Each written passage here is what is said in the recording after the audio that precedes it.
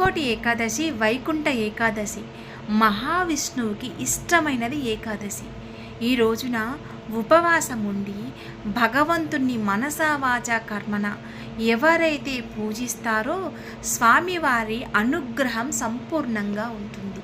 ఈ ఏకాదశి రోజున స్వామివారి గుడికెళ్ళి పూజ చేయించుకోవడము, అర్చన చేయడము, లేకపోతే నామ సంకీర్తన చేయడం వలన కోటి జన్మ ఫలం లభిస్తుంది.